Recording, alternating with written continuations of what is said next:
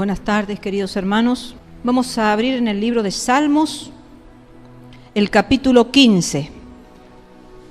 Este es un salmo escrito por el rey David y posiblemente se lo hizo justamente cuando David trae el arca a Jerusalén. El arca de Dios había estado con la familia de Obed, Edom, durante 3 meses. Y para eso vamos a leer, antes de ir al Salmo 15, vamos a leer Primera Crónicas, capítulo 13, versículo 14, para entender un poco el contexto de este maravilloso salmo escrito por este salmista. Vamos a leer el versículo 14, dice: y el arca de Dios estuvo con la familia de Obed-Edom en su casa 3 meses. Y bendijo Jehová la casa de Obed-Edom y todo lo que tenía. Ahora vamos al mismo libro, Primera Crónicas, capítulo 15, versículo 1, y dice así su palabra: hizo David también casas para sí en la ciudad de David, y arregló un lugar para el arca de Dios, y le levantó una tienda. Versículo 12 al 14, y les dijo: vosotros que sois los principales padres de las familias de los levitas, santificaos vosotros y vuestros hermanos, y pasad el arca de Jehová Dios de Israel al lugar que le he preparado. Pues por no haberlo hecho así vosotros la primera vez, Jehová nuestro Dios nos quebrantó, por cuanto no le buscamos según su ordenanza.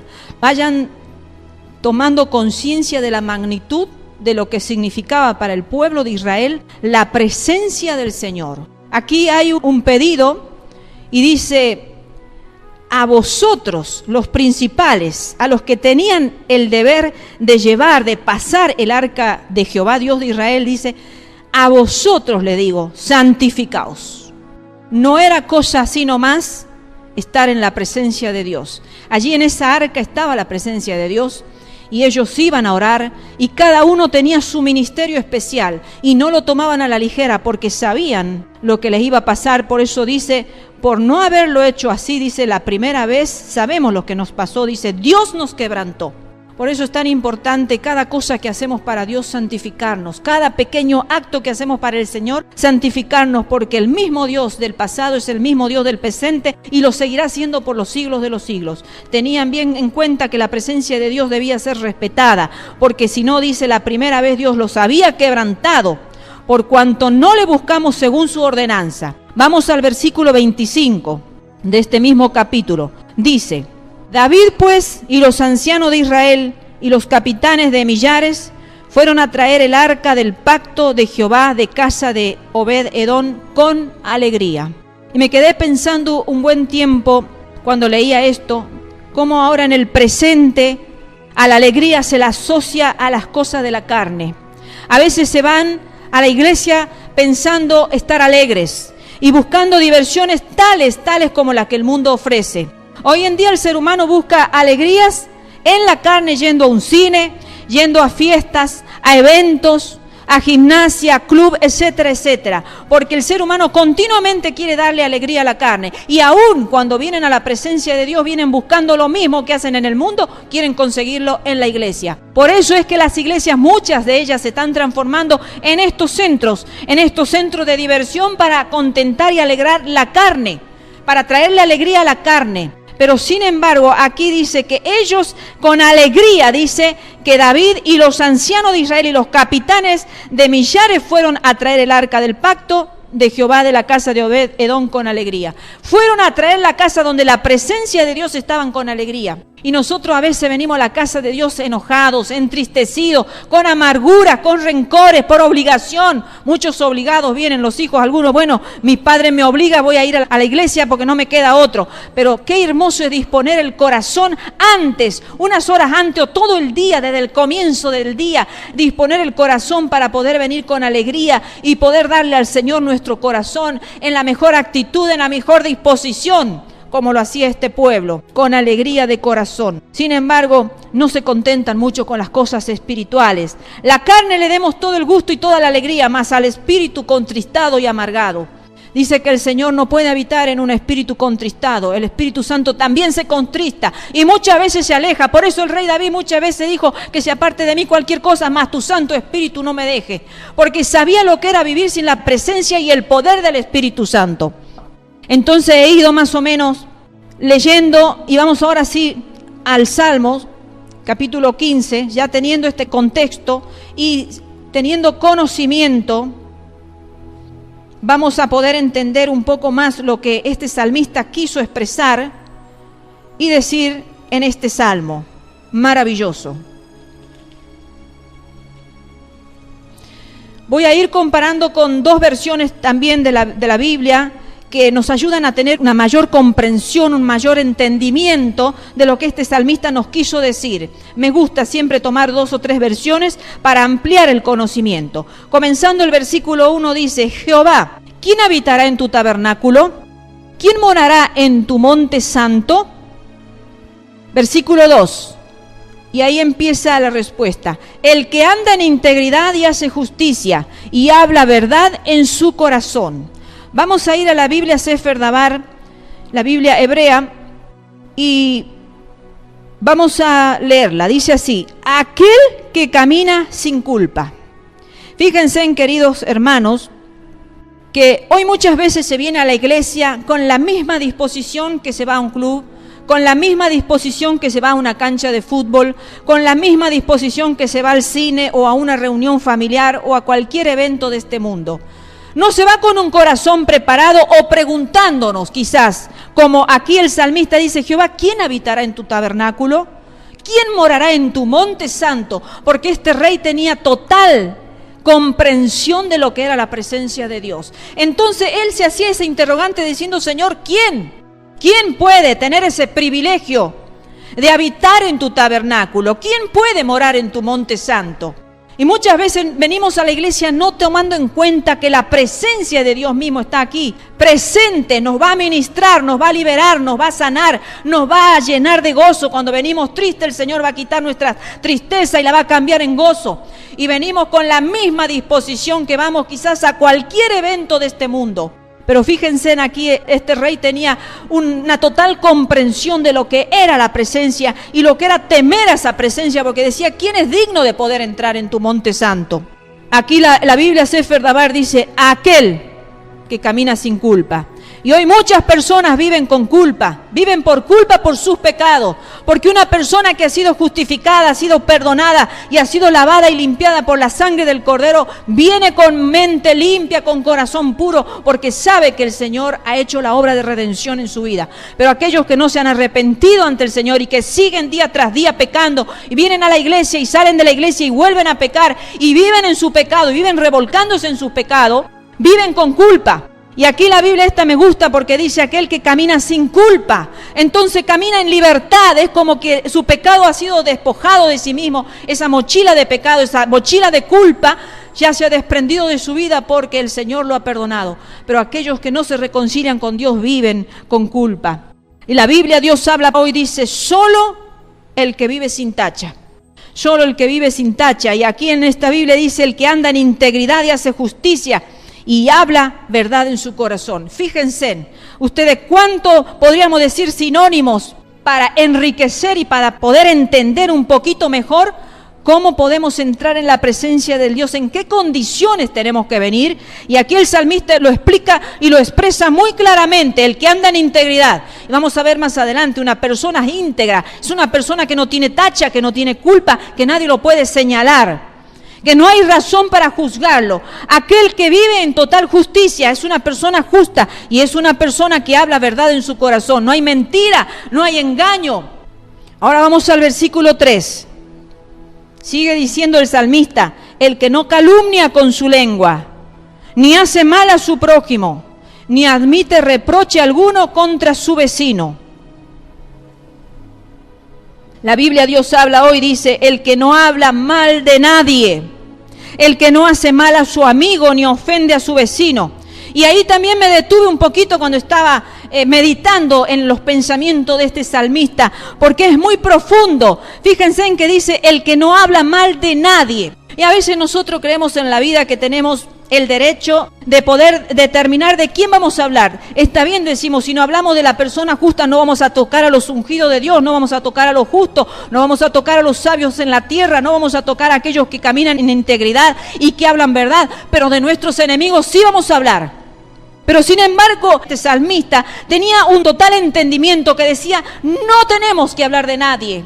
No podemos hablar, si queremos ir a la presencia del juez justo, del Dios Sidqueno, de aquel Dios que aboga por nuestras causas y juzga a cada uno según sus pecados, no podemos hablar de nadie, ni aún siquiera de nuestros enemigos. Si no podemos hablar mal del amigo, tampoco podemos hablar del enemigo. Esto me dejó reflexionando, me gusta por eso usar distintas versiones, porque esta versión lo explica de una manera que nos deja paralizados. Porque cuántas veces, yo les puedo asegurar que todos los días tenemos razón alguna para hablar de alguien. Todos los días tenemos razón alguna para hablar de alguien que nos ha hecho daño, de alguien que ha hecho una mala acción en el mundo, alguien que tiene un mal comportamiento, que nos ha hecho un mal obrar en el trabajo, en el estudio, en la casa misma, en la familia, en el vecindario. Siempre va a haber razón alguna para que podamos hablar de alguien. Y a veces decimos nosotros con justa razón estoy hablando, pero el salmista decía, si vamos a la presencia de Dios, no hablemos mal de nadie, ni del amigo, ni siquiera del enemigo. Vamos al versículo 4. Aquel a cuyos ojos el vil es menospreciado, pero honra a los que temen a Jehová. El que aún jurando en daño suyo, no por eso cambia. La Biblia Sefer Dabar dice, y miran con desprecio al vil, y dan honor a los que temen a Yahweh. Para poder entender esto, he buscado en el diccionario para tener una mayor comprensión de la palabra vil. Es una persona despreciable, un malo, un depravado, detestable, indigno, ruin, repulsivo, aborrecible, miserable, deshonesto, mezquino, infame. Fíjense en todo los atributos que se le dan a una persona vil. Y aquí nos está diciendo, dice, y miran, son aquellos que miran con desprecio al vil. Porque sucede, queridos hermanos, que muchas veces, se está en una reunión familiar y he podido observar eso, y hay una persona de mala conducta, un vil, porque en uno de estos sinónimos entra, puede ser una persona mezquina, ¿no es cierto? Una persona depravada, puede ser una persona mala. Y he podido observar que a veces están en reuniones familiares y hay una persona destacada con una de estas características. Y todo es como que empiezan a aplaudirle sus malos pensamientos, sus malas acciones, sus chistes pervertidos que cuentan a veces en las mesas y en las reuniones familiares. Y todos es como que lo aplauden y se ponen al tono de esa persona. Porque dicen, bueno, es un familiar, no voy a parecer una persona rara, no le voy a demostrar que estoy enojado con él, no le voy a demostrar que estoy en desagrado, no le voy a demostrar que estoy en desacuerdo con él. Entonces me largo yo otro cuento como para ponerme al tono con ellos, o si no me río o le aplaudo sus cosas depravadas, sus cosas perversas, sus cosas ruines, sus cosas repulsivas. Pero sin embargo, este salmista, entendido en lo que es la presencia de Dios, pudo decir, son aquellos que miran con desprecio al vil, a esa persona que no merece ninguna honra acá en la tierra, hermanos. Por eso es tan importante cuando estemos en reuniones familiares, cuando estemos en el trabajo, cuando estemos donde estemos, cuando hay uno que se quiere hacer relucir como vil, como persona vil, porque hoy llaman mucho la atención las personas vil. Hoy son famosos los viles, hoy son famosos y llegan a progresar y a ser famosos aquellos cuanto mayor maldad tienen y mayor depravación tienen, son los más aplaudidos, los más mirados, los más ponderados en la tierra. Entonces, queridos hermanos, tengamos en cuenta que si nosotros queremos ser merecedores de estar en el monte santo, en el tabernáculo de nuestro Dios, no podemos nosotros mirar con otros ojos que no sean con desprecio y demostrarle que no estamos en acuerdo, que estamos en desacuerdo con sus vilezas. Dice, pero esas personas dan honor a los que temen a Yahweh. Qué hermoso es, hermano, poder identificarnos con aquellos que aman al Dios Elohim, que aman a Yahweh, que aman a Jehová de los ejércitos, al creador y sustentador de todas las cosas. La Biblia, Dios habla hoy, dice, el que mira con desprecio a quien desprecio merece, pero honra a quien honra al Señor. El que cumple sus promesas aunque le vaya mal. Qué tremendo es, hermanos, ¿no? Ponernos en la brecha y demostrarle Desprecio al que merece desprecio, hermanos, porque no podemos alinearnos con el malo, no podemos alinearnos con aquel de actos malos, de hechos malos, de bocas malas, que salen palabras torpes, perversas, atrevidas. Festejarle, hoy en día se festejan todas esas cosas. Hasta los niñitos empiezan a decir malas palabras y se les festeja a los niños cuando dicen palabras torpes, cuando antes se los reprendía, antes se los castigaba a los niños cuando decían, para que sepan que eso era algo malo. Ahora en las escuelas es tremendo escuchar cómo los niños se expresan, porque copian las conductas de los adultos. Y entonces, ¿cómo un adulto va a poder reprender a un niño si su boca es tan ruin como la boca de su hijo? Entonces, querido hermano, los docentes tienen que estar ahí para poder corregir, para poder enseñar, para no demostrarle que lo que están haciendo son cosas buenas, sino demostrarle que eso no honra a nuestro Dios. Tarea difícil en estos tiempos, porque hoy no se puede corregir, hay que dejar que cada uno sea como quiere ser. El ruin tiene que manifestarse en todas sus depravaciones, por eso es que estamos como estamos el mundo entero. Ahí pueden salir a la calle vestidos como quieren, pueden insultarse, pueden decirse las palabras que quieran, pueden hacer lo que quieran, los niños pueden decir lo que quieran en las escuelas, pueden tener conductas que quieran tenerlas, el maestro no puede corregir, no los puede disciplinar, no pueden hacer nada, porque hoy en día estamos en la libertad de pensamiento, entonces cada uno expresa lo que quiere como quiere, pero lo triste del caso, hermano, es que la libertad de pensamiento está para los pensamientos malos, porque aquellos que quieren expresar sus pensamientos buenos, aquellos son encarcelados, aquellos son menospreciados, aquellos son juzgados, aquellos son discriminados. Estamos en tiempo donde a lo bueno se le llama malo, a lo malo se le llama bueno. Y este salmista estaba diciendo, no, cualquiera persona no puede estar en la presencia de Dios.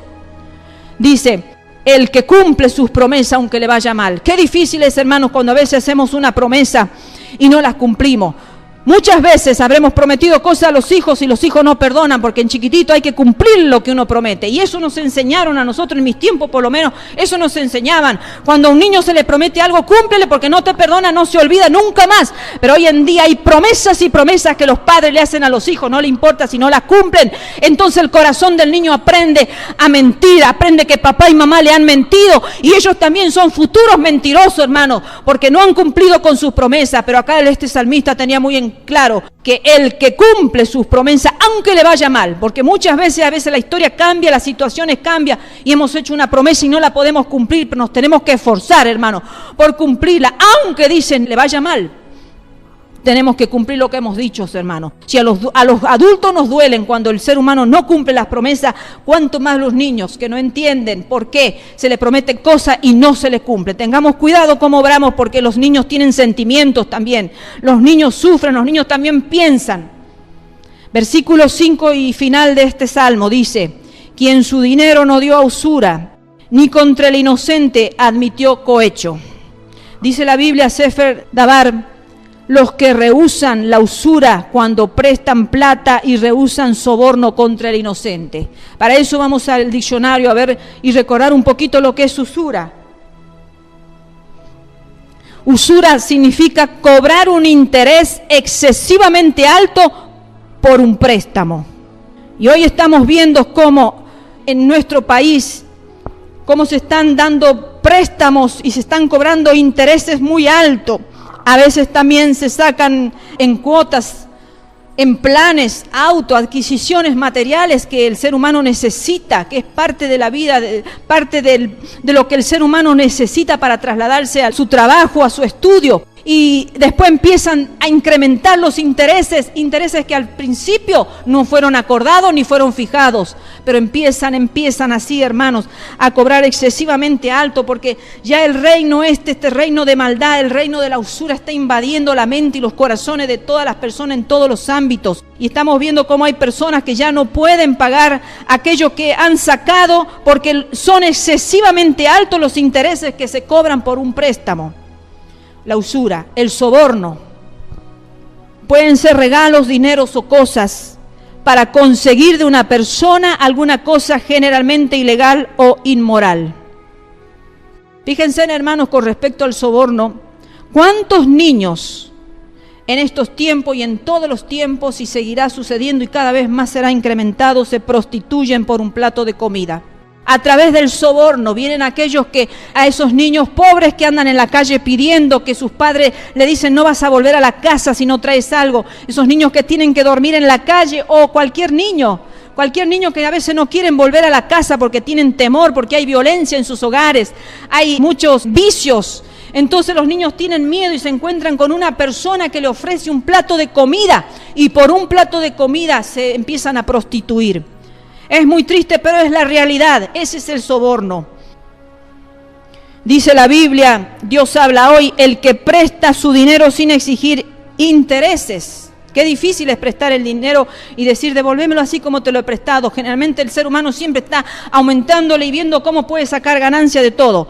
Dice, el que no acepta soborno en contra del inocente, porque el soborno está muy, muy relacionado con los niños, hermanos queridos, porque el ser humano adulto puede deducir, puede intuir la maldad y el soborno del adulto, pero los niños son fácilmente sobornables y hay que cuidarlos, hay que enseñarles desde pequeño a que no sean instrumentos de soborno de aquellos pobrecitos que lo están mirando para que sean presa fácil en las manos de aquellos que tienen un corazón corrompido. Generalmente se soborna a los inocentes y así se seducen también cuando los inician en la droga. Les ofrecen gratis primero la droga. Mira, tomá, usá como quieras, no te voy a cobrar nada. Le ofrecen gratis la droga y placer y pronto están sumidos en algo que ya no pueden salir. Es muy triste cuando escuchamos testimonios de personas cómo se han iniciado en la droga y ellos les cuentan que han empezado de esta manera, que hubo una persona bien amable, una persona que los ha tratado con mucho amor y con mucho cariño, le ha dicho, ven, no te hagas problema, no tienes dinero, ahora prueba solamente y vas a ver qué bien te sientes con esto. Prueba un poquito y después contame porque vos estás muy triste, tenés muchos problemas y esto te va a hacer que te distraigas, que te relajes en la vida, no te voy a cobrar nada, no te preocupes, y así lo inician. Primero le regalan y le dan un poquito de placer aquí, quizás le dan un poquito de alcohol por aquí, un poquito de otras cosas que es mejor no hablarlas, y entonces le empieza a gustar a la persona. Le empieza a gustar y la próxima vez un poquito más y un poquito más. Entonces llega el momento en que después se encuentra que no puede vivir sin esa droga y ya tiene que pagarla la droga. ¿Y cómo hago? No tengo dinero, salgo a robar. Y así un pecado lleva a otro y a otro y a otro y vemos muchos jovencitos, muchos adolescentes, hasta niños vemos envueltos en la droga que ya no pueden salir porque han sido engañados, han sido sobornados con pequeñas cosas que en un principio parecen buenas y deleitosas, pero su fin es camino de muerte, dice el Señor. Todo camino de esta índole, queridos hermanos, enséñenle a sus hijos, enséñenles en las iglesias, en las escuelas, estén atentos a enseñarle a los niños que no se dejen sobornar, porque aquello que comienza bien termina mal, aquello que es gratis al principio nunca trae su bendición. Por eso es muy bueno concientizar a los niños desde pequeños que todo se debe conseguir con el esfuerzo y con el sudor de la frente, trabajando, y si no se tiene dinero no hay que recibir nada de aquello que nos ofrecen gratis las cosas y que después nos llevan a la perdición. Este salmo se lo entonaba al entrar en el templo. Estábamos recién leyendo en Primeras Crónicas cómo el rey David en su comienzo, cuando esta arca habitaba primero en las casas, de casa en casa iba pasando, después dice que le preparó un lugarcito entre tiendas, o sea, serían entre cortinas para que allí estuviera la presencia del Señor. Pero luego, después pasados los años, ya existió el templo de Jerusalén y allí fue llevada el arca. Entonces, no sé si en el presente seguirán entonando estos himnos, pero por lo menos como se cuenta, la historia cuenta que este salmo se lo entonaba al entrar en el templo que estaba situado en el monte de Sión, la ciudad de David. Entonces allí cuando los adoradores iniciaban la entrada al templo de Jerusalén, iniciaban con esta pregunta: Jehová, ¿quién habitará en tu tabernáculo? ¿Quién morará en tu monte santo? Entonces los adoradores iban con este interrogante y el sacerdote le respondía con estas reglas que acabamos de leerla en la Biblia. Y al final de haberle dado todas estas reglas que hemos enumerado desde el versículo 1 al versículo 5, finalizaba con una recompensa para aquellos que las cumplían. ¿A qué? A las reglas. ¿Y cuál era esa recompensa? Dice el versículo 5 al final: el que hace estas cosas no resbalará jamás. Esa era la recompensa. Esa era la recompensa que el sacerdote le decía al finalizar de decirle todas las leyes. Pero después, cuando tú hayas cumplido con estas reglas, con estas normas, no vas a resbalar jamás. El Señor tiene sus normas, queridos hermanos. El Señor tiene sus reglas para que podamos tener comunión y verlo a Él. Ahí en Hebreo capítulo 12, versículo 14, es un texto que a mí me encanta y todos tendríamos que saberlo de memoria, porque muchos toman muy a la ligera la santidad del Señor. Pero sin embargo, Hebreo capítulo 12, y lo que es venir a la presencia del Señor, versículo 14 dice: seguid la paz con todos y la santidad, sin la cual nadie verá al Señor. Si nosotros pretendemos verlo al Señor en los cielos, dice que nadie lo va a ver al Señor si no ha procurado la santidad y la paz. ¿Cómo nosotros queremos entrar aquí en la tierra si no nos perfeccionamos, si no nos preparamos? Que lo mismo que estamos haciendo acá en la tierra vamos a hacerlo en el cielo. El Señor está mirando nuestras vidas, está mirando cómo venimos a la iglesia. Sabemos que la presencia de Dios está aquí, cómo venimos por dentro y por fuera. Ah, no, van de bermuda, ahora está de moda, vamos de chinela, vamos de bermuda a la iglesia, vamos de musculosa. He observado, hasta en iglesias que nunca me imaginé que sucediera eso. He observado eso. Las mujeres salían todas descubiertas, los hombres así, muy libres, muy campantes, como salimos de un cine, como salimos de un club. Pero sin embargo, acá el salmista estaba mostrando que no podemos entrar a la presencia del Señor como queremos, como nuestra carne quiere. Porque cuántas veces la carne dice: andate vestida así para seducir a tal persona, andate porque así estás más bonito, más lindo, te vas a llamar más la atención. Acá a la iglesia no venimos a llamar la atención, hermanos. Acá al templo de Dios, a donde está la presencia del Dios Altísimo, venimos a adorarlo al Rey de Reyes, venimos a alabarlo al que está preparando morada allá en el cielo, para que pronto nosotros podamos entrar a la santidad perfecta de nuestro Dios. A eso venimos, ese es el motivo, venimos a alabarlo, venimos a adorarlo, venimos a escuchar su voz, para prepararnos, para que Dios nos hable, para que cada día Dios tenga palabra fresca, un renuevo a nuestro espíritu, para que vayamos nosotros corrigiendo nuestra vida. Vayamos, dice: el que esté santo, santifíquese un poco más, el que esté limpio, límpiese un poco más. El salmista nos muestra 7 condiciones que debe tener una persona íntegra y justa, una persona que dice ser merecedora de poder entrar allí al tabernáculo. Lo hemos leído y lo vamos a resumir, el resumen de todo esto. El versículo 2, esa persona dice tiene que hablar con la verdad.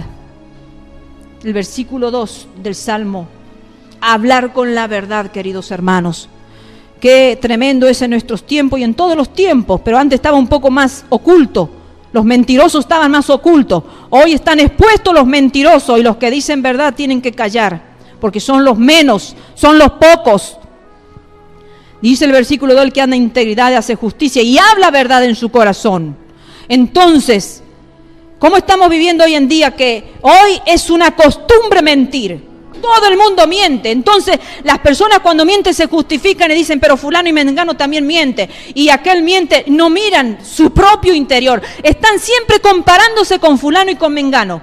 Y sabemos que la salvación es personal, sabemos que si el otro se quiere tirar a un pozo, que se tire, pero nosotros no vamos a ir a tirar a un pozo. Entonces, si el otro quiere ir en camino al infierno, que vaya en camino al infierno, pero si tú conoces la verdad, sé libre. Hoy el mundo entero, son pocas las personas que dicen la verdad, que hablan la verdad, que son personas dignas de creerle, dignas de escucharla, dignas de tenerle confianza. Segundo, no calumnia. La persona íntegra, justa, no calumnia, es una persona que no anda hablando de uno y del otro con su lengua. Fíjense en que dice Deuteronomio 6:5, es un texto que lo debemos saber, tanto como Marcos capítulo 12, versículo 30 al 31. Dice: amarás, no calumnia, versículo 3. Ahora dice: no hace mal al prójimo, el versículo 3. Y Deuteronomio capítulo 6:5 dice: amarás, el primer mandamiento es: amarás al Señor tu Dios con todo tu corazón, con toda tu alma, con todas tus fuerzas.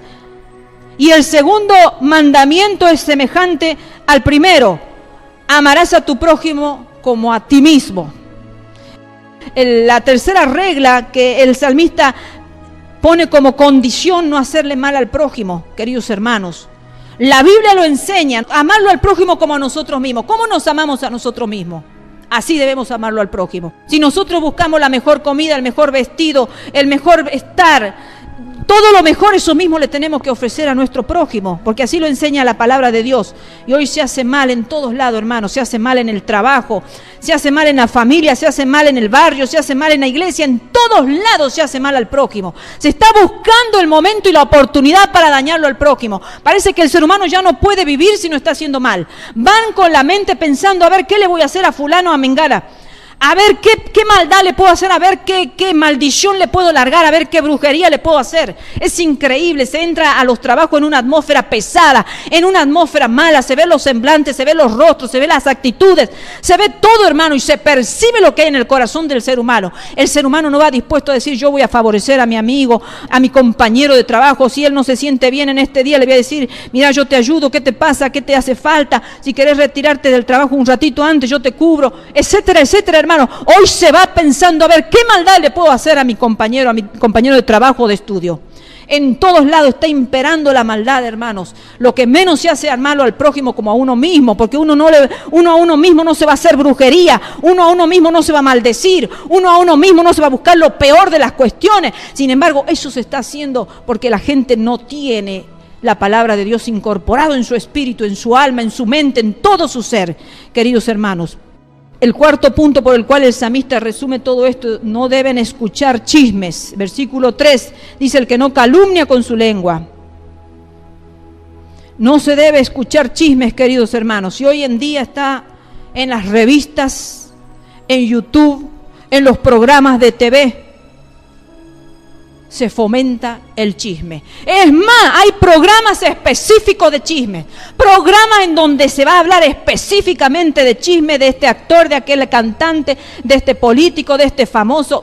Programas de chismes se fomenta, queridos hermanos, y no solamente en la parte secular, sino también en la parte religiosa. Es triste hoy en día entrar a YouTube y ver la cantidad de chisme que hay, cómo uno se levanta contra otro y contra sus propios hermanos. Están hablando chisme y contando, sacando a la luz cosas que no se deben sacar a la luz, que hay que dejarlas para Dios, que Dios las juzgue, que Dios las vea. Si hay una persona que ha caído, en algún momento se tiene que levantar, pero no necesariamente se va a levantar con el chisme. Esto tendría que quedar entre la iglesia, entre los hermanos, orando para que se restaure aquel hermano, para que todo lo que le ha sucedido en el pecado en que ha caído no se vuelva a repetir, para que tome conciencia el hermano, y no haciendo un escándalo público, para que todo el mundo se entere, para que queden en vergüenza, para que el evangelio de Dios quede en vergüenza, hermanos. El chisme, hermanos, está promovido por el reino de las tinieblas. Es muy triste ver eso, pero hoy todo el mundo se está empezando a propagar. Vamos a los centros educativos, se entran a las salas de profesores, chismeando los profesores, hablando de las autoridades, hablando de los profesores, hablando de los directores, hablando de este y de aquel y de aquel. En las iglesias lo mismo, hablando del pastor, hablando de todos los miembros que ministran. Hermanos, en las familias también chismeando, los padres de los hijos de los padres, los hermanos contra hermanos, y así es todo un chisme, de los abuelos de los tíos, de los primos, todo chisme, hermanos. Tenemos que cortar eso, porque aquí el salmista tenía completo entendimiento, y vamos a leer por qué. Vamos a Mateo capítulo 12, de lo que le espera a los que no cumplen con estos requisitos. Mateo capítulo 12, versículo 36 al 37. Mas yo os digo, esto lo está diciendo Jesucristo de Nazaret, mas yo os digo que de toda palabra ociosa que hablen los hombres, de ella darán cuenta en el día del juicio. Porque por tus palabras serás justificado y por tus palabras serás condenado. Aquí tenemos justificación y tenemos condena. Y la condena y la justificación dice que va a ser por lo que ha salido de nuestra boca. Entonces el salmista tenía muy en cuenta las palabras que Yahshua HaMashiach le estaba diciendo allí a los fariseos en esta instancia. Conociendo los pensamientos de ellos, le está diciendo esto a este grupo de fariseos que siempre estaba incomodándolo, que siempre lo estaban juzgando, estaban buscando ocasión alguna para hacerlo caer. Ahí el Señor le está repitiendo todo esto. Además, yo digo que de toda palabra ociosa, hermanos, tratemos de que no salgan palabras ociosas. Es difícil, pero nos tenemos que hacer como un plan de proponernos y ayudarnos en la familia entre todos. Así nos hemos dispuesto en la casa. Yo por lo menos le dije a mis hijos, no me dejen hablar de nadie. Cuando ustedes vean que yo estoy empezando, díganme, mamá, no hables. Porque nos tenemos que ayudar, hermanos, tenemos que ayudarnos los unos a los otros. Esto es un tema muy delicado, la boca es muy peligrosa. El quinto punto que el salmista expone es que tenemos que saber elegir con quién relacionarnos, hermanos. Eso también es un punto, que no vamos a relacionarnos con tal persona porque todo el mundo se relaciona con ellos, yo también, porque voy a parecer medio raro. No soy amigo si no voy a las fiestas que él va, si no estoy sentado en las charlas que él está. No, queridos hermanos, acá hay que marcar diferencia. Acá sí hay personas que son viles, como recién hemos visto, personas malas, mezquinas, ruinas, depravadas, como todo lo que decían los sinónimos que hemos visto. No nos juntemos, no nos relacionemos. A esas personas solamente tenemos que ir con el poder del Evangelio para que sus vidas sean cambiadas, llevarle un Evangelio de verdad que los transformen a ellos, pero nada más que eso. Si ellos quieren seguir en sus delitos y en sus pecados, alejarnos, separarnos, aunque sean familiares. No porque sean familiares va a decir, bueno, ¿y qué va a hacer? Es mi familiar, no me queda otra que estar con ellos, que compartir con ellos. No, hermanos, aquí la Biblia es tajante. Acá el salmista sabía que tenemos que saber con quién relacionarnos. El versículo 4 de Salmo dice eso. Y ahora vamos a Proverbio 22, versículo 24 y 25. No te entremetas con el iracundo, ni te acompañes con el hombre de enojos. No sea que aprendas sus maneras y tomes lazo para tu alma. No seas de aquellos que se comprometen, bueno, ni de los que salen por fiadores de deudas. Sigue diciendo, pero el 24 y el 25, no te entremetas. Si hay una persona iracunda, mantente al margen. No te acompañes, no seas amigo, dicho de otra forma, de ese hombre que se enoja.